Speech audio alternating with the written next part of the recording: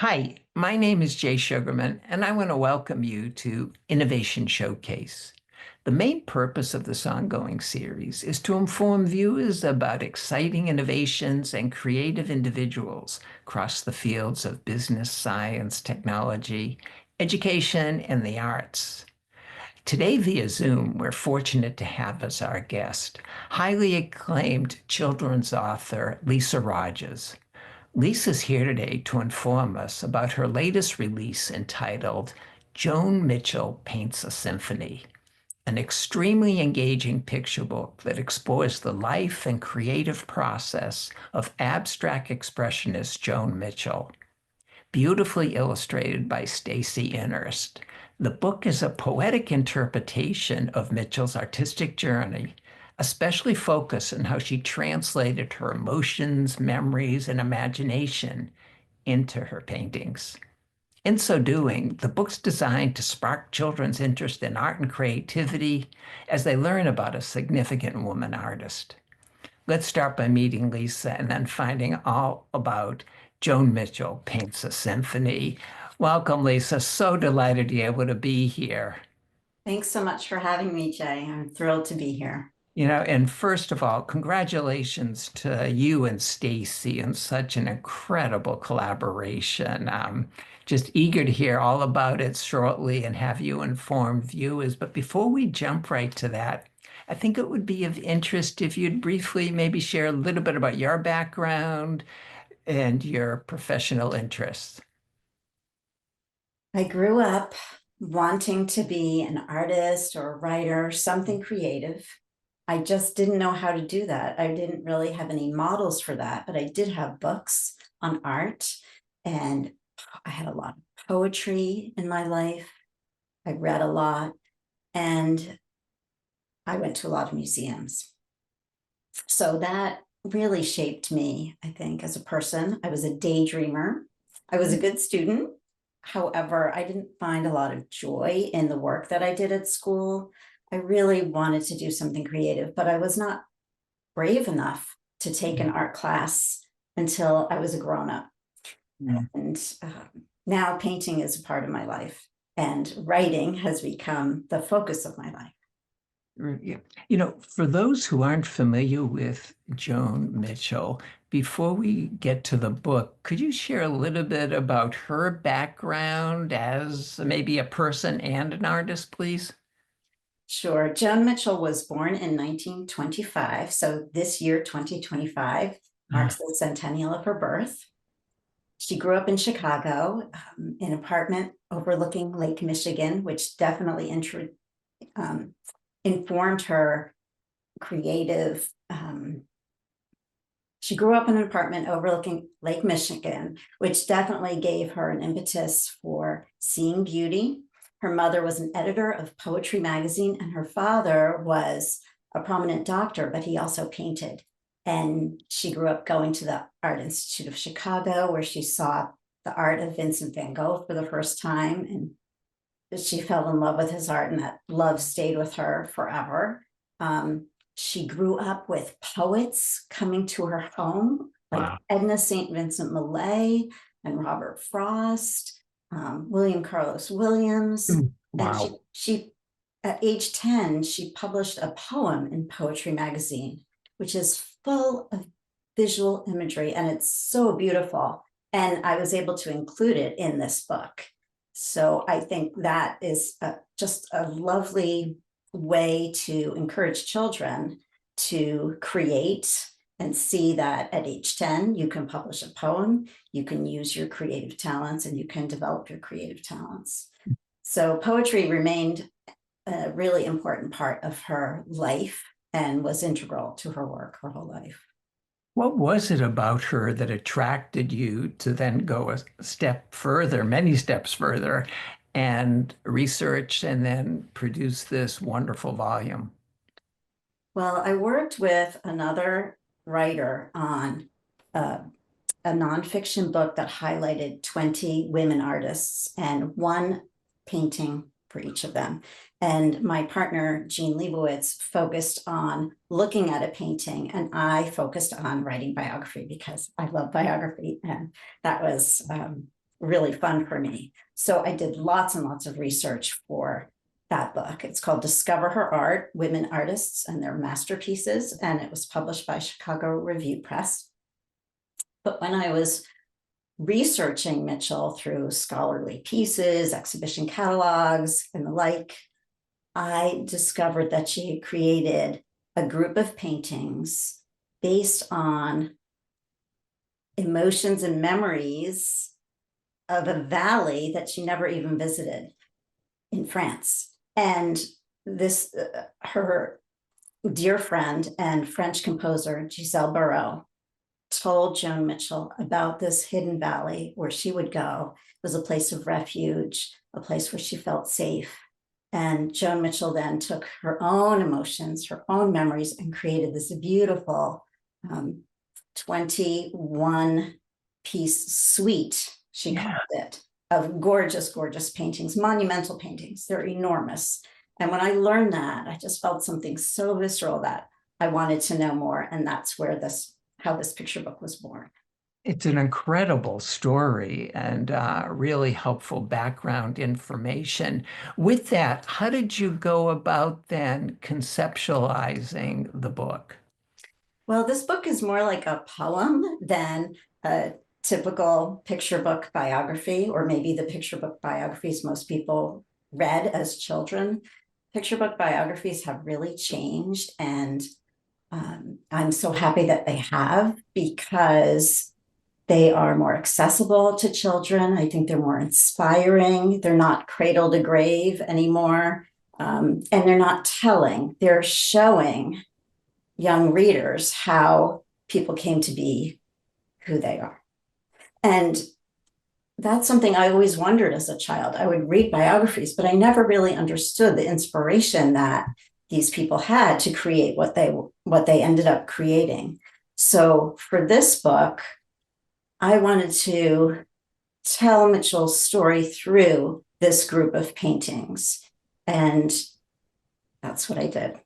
It is the first biography for children of Joan Mitchell, and I'm really honored to have done that, because there are too few biographies of women artists for children. There are many more, obviously, now than there were, but this particular book, for me, needed to show children how their own backgrounds, their own creativity can lead to something important and lasting. Well, that message definitely comes across loud and clear. How did you choose the metaphor symphony to show Joan's creative process? Well, these paintings were influenced by Giselle Barreau, a musician who wrote and still does write pieces for percussion and piano and other instruments. And Joan Mitchell loved music, and she painted to music. So when she worked late at night into her studio, she was playing music. She loved jazz music. She loved classical music. And the movement in her paintings is musical. The brushstrokes have so much movement, so much vitality. To me, they were a symphony. How did the collaboration with Stacy Innerst come about? And speak a little bit about how that worked over the course of the book, please. Sure. So first of all, Stacy Innerst was the perfect pick for these illustrations. He's brilliant, he's celebrated, and he studied Joan Mitchell in art school. Oh, fabulous. So it was extra special that he chose to work on this book.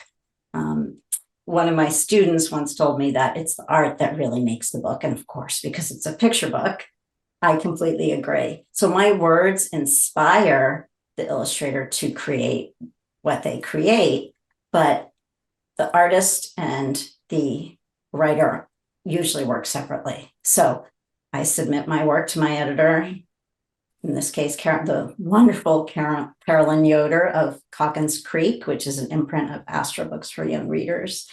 And then she chose Stacy, or invited Stacy, to create the art. for this book. And only really if there's a question about a detail, would there be any interaction between the artist and the writer. So, and I think that's really important because my words are inspiring the illustrator, but the expertise, the talent, the brilliance of the illustrator bring the words to life in a completely new way that I could never imagine. No, most definitely. I mean, as we make our way through and sample some of the pages, just admiring both the artwork, truly masterpieces in their own right. And then could you share a little bit about how the art is taking us through, and your words are taking us through Joan's process through her work? Right. Well, Stacy starts out with an image of the view from Joan Mitchell's property in Patouille in France. And it's a beautiful scene, but she said she didn't want to paint nature because nature is beautiful just as it is. How could anyone copy nature? What would be the point? So she felt that it was very important to have a different approach. She did not want to paint realistically. And and Stacy really took this work to another level with his own creative interpretation of my words melded with Joan's technique. And it was wonderful that he did that, because it's gorgeous. His own limitless imagination created just most beautiful pictures for this book. And really, in each spread, children can be part of Stacy's art as well as Joan Mitchell's art. They can bring their own feelings to the art. It's not telling the reader what to think or what to look at. The reader can explore every page, just like Joan Mitchell explored the valley in her mind. Now, the book is like going to a museum. I mean, we can admire, and they're truly outstanding, just the images we're enjoying here, but really have to, whether it's going to the museum or seeing the book in your own hands, to truly appreciate the illustrations together with the wonderful words you've provided for the story. Just Just stunning. It's stunning. And the art director did a beautiful job. I love how the words are placed on the page. I just love everything about this book. The colors, the vibrancy, movement, the texture, it's all there. Because your words have that lyrical nature, how did you provide a balance between sort of factual and then this poetic interpretation that comes across? Mm. Well, everything is based on fact, but I spin the poetry out of my own mind, my own feelings about what I know. And I can't really explain how it happens. It just does. And I think it is important for a writer to be able to do something like that, because otherwise it could just be an article in an encyclopedia, and that gives you all the facts, but it doesn't give you the emotion. And emotion to me is what hooks a reader and what makes a reader feel part of the journey throughout the book. So William Carlos Williams, who was the subject of my first book, said all poetry must contain emotion. And I believe that all picture books must contain emotion too, to resonate with the reader. It sounds a little bit like how Joan approached her work, and she gets in that, what people call that flow state, where you're just immersed in the process and not aware of where you are, maybe things going on, because you're so involved. And sounds like that's sort of the muse for your writing as well. It really is. And like Joan Mitchell said, it doesn't happen all the time, but when it does happen, it's marvelous. She likened that state to riding a bike with no hands. Hmm. And where you're just losing yourself in the moment and really time stops and you just create. And that happens to me when I paint, and it sometimes happens to me when I write. It's very fortuitous when it does happen, because otherwise a piece can become overworked very easily and strained, and that shows. Focusing on Joan, why do you think it's important to introduce children to abstract expressionism? Well, I think that it's a wonderful model for children, because if they're anything like me, and I know that a lot of children are like me because I taught children for 20 years at the elementary level, they Mhm. want to create art that looks exactly like what they see. And then they can become frustrated because that doesn't happen, because it's a very difficult thing to do. But to be able to create something from that comes out of your own self is so validating. I just did an activity thanks to the Massachusetts Center for the Book in East Hampton, Massachusetts, with children at the East Hampton Library. And I introduced them to this book and to Joan Mm. Mitchell's approach to painting. And they were so open and willing to try this approach. And they did an Mm. amazing job creating their own art. Oh, Everyone's was fabulous. different, but they used some of Joan's techniques in that they attached some panels to each other. They carried some brush strokes over the Mm. panels, and they were abstract works, and they used a lot of texture, lots of movement, and I think they had a wonderful time, and we're very proud of what they did. So to me, it's not, kids don't necessarily have to create a piece of art based on my book to get meaning out of it. But I really my hope is that they see that their own unique selves have value in whatever they create, and to bring that unique self is something important. It's something that contributes to the beauty of our world, and that is not able to be replicated by anyone else. And I think kids need to feel like they're important and that they have something to contribute. And every single child does. Most definitely. And as you know extremely well from your experience in schools, there can't be enough of both the arts and encouraging children, students to be creative. So your book goes a long way to encouraging and accomplishing that. We happen to be stopping on this image, which really enjoy because it gets that, and especially the way that Stacy took your words that Joan's a composer and a conductor all at once. And you just see her like she's in front of an orchestra, directing things, trying to get certain sections to chime in. Just maybe a word or two about where we are in the book. Well, it is an amazing spread. And that's another thing. So, as an artist, as a writer, as a composer, you are in control of what you create. And you can do whatever you like with it as long as it pleases you. So, it's an act of bravery to pick up a pencil, to write something, a paintbrush or an instrument. But if you are writing or composing or painting to your own soul, right, there's no wrong, and you get to do it all and enjoy it, and maybe it will resonate with other people, but really it has to satisfy oneself. And so I love this spread because, yes, all of the possible permutations of Joan and her creative endeavor here are on this page, and it's just stunning.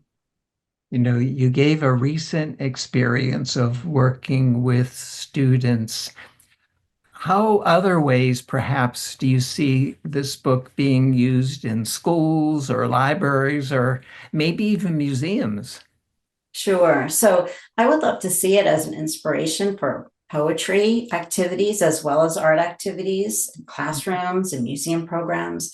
And I even created a lesson plan, which I will be on my website. That's based on Mitchell's words and her work. And the idea was to elicit emotion to spark sensory writing. I think one thing that children's writing often lacks is the sensory images that make writing appeal to other readers, right? To place the reader in the moment. They love reading literature like that, but it's very hard to know how to express that, right, as a child. So that's something that I love to teach children, to encourage them to do, to use sensory images in their writing.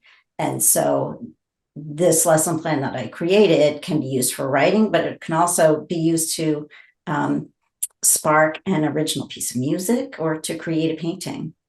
Mhm. I know one of the goals in the book was to increase children's awareness of women artists. Could you speak a little bit about the importance of that again and how you hope this book furthers that?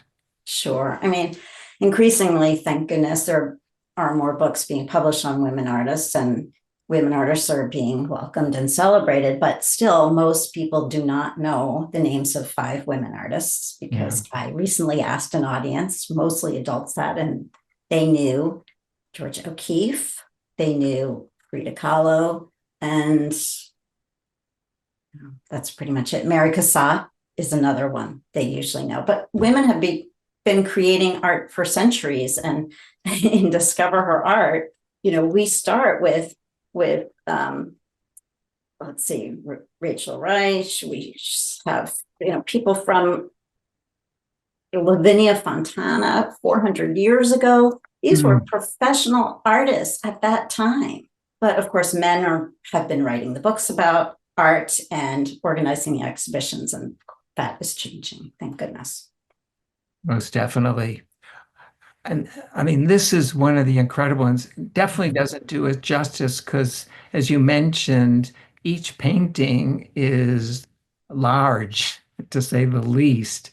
But this is a wonderful overview of the 21 works of art that Joan created for this undertaking. Mm. It is another gorgeous spread, and I was lucky enough to go to a recent retrospective of Joan Mitchell's work Oh, at the Baltimore Museum of Art, and also to another exhibition of the David Zwirner Gallery in New York. And the paintings are massive, and I have pictures on my website of me with the pictures, because you can then see, and I show them when I do events, because it's very hard to imagine the scale of these paintings. But to just be in a room of her work and be surrounded by their wow. beauty and their immense size, it's overwhelming. But you can look at each one and take your time with each one, because there's so much to see. There's so much to see in each work. And so when I do my events, I show close-ups of some of the paintings so that children can see the layered work, the texture, Mm. brush strokes, and see how this is doable. It's not like she did it all at one time. And it's also a way to see how careful she was about creating each work. It's not about throwing down the paint. She said, I don't, hope for the best. I don't throw down the paint and hope for the best. I really pay attention to every stroke. So, Wonderful. What's been some of the responses from children, educators, and others to the book so far? well, I'm really happy to know that people love this book, and I know that museums are offering this book. So I'm Hmm. hoping that lots of educators will find a way to use it in their art education classes, and um, just give a wonderful book to a child. I think, I mean, it's had wonderful reviews, so it's always Ella. hard, however, Ella. to get a book noticed, but this one is stunning, and I hope it does resonate with lots of people. Oh, for sure, for sure. Just gorgeous. Mentioned one outing recently with educators and students. Do you have other programming in mind, events coming up? Well, I hope to do more events. I think that as those opportunities come up, I will be happy to take them. I did a launch where I was in conversation with two abstract artists, and that was really enlightening for me to learn about their own processes and then to share Joan Mitchell's process with the audience. So I would love to do something like that again. I'm happy to introduce this book anytime, pretty much anytime, anywhere, because I truly believe in validating kids' experiences and letting them know that they don't have to create a masterpiece, but that whatever they do, they're bringing something into the world that's not been seen before. Well, in the closing credits, we'll have some contact information for people to stay in touch to find out about both upcoming events connected to this book and other work that you're involved with.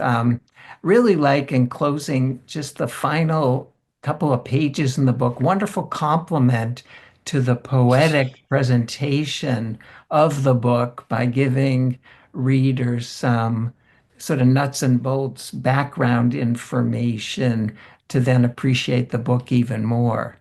Right. It can't just be all poetry. um, but so there's a list of places to see her work. And actually, this year is a wonderful year to see her work because some works have been rejuvenated in preparation for 2025. And so they're on display all year. Mm, There's a map on the Joan Mitchell Foundation website of places where you can see her work, especially this year. And the Joan Mitchell Foundation was really integral in helping me make sure that my book was factual and mm. make sure that the illustrations accurately represented what they felt should be represented in her work. So they've also highlighted this book in their own press releases and on their website and social media. And so recently there was a piece in Forbes magazine that included the book, which is just lovely. So they've been very supportive, and I had a relationship with them through Discover Her Art. So they were great then, and they continue to be wonderful to me. But yeah, I think it's important to have background information that a teacher could use, Mm. parent could use, and also sources for more information if they want that. As I said, the poem that Joan Mitchell wrote is included in here. And there are illustrations so that the children can see Joan Mitchell as a child reading, and one of Yeah. her paintings, and her standing in front of one of her paintings, which also shows the monumental size of the work. Lisa, unfortunately, we've come to the end of the program. Want to thank you so much for taking the time to be here, for giving us all the background information about Joan Mitchell Paints a Symphony. Congratulations again on such a fabulous publication and continued success with future endeavors. Thank you so much, Jay. I love talking with you. Really appreciate this opportunity. Also want to thank those of you watching for joining us and hope you'll be able to tune in next time.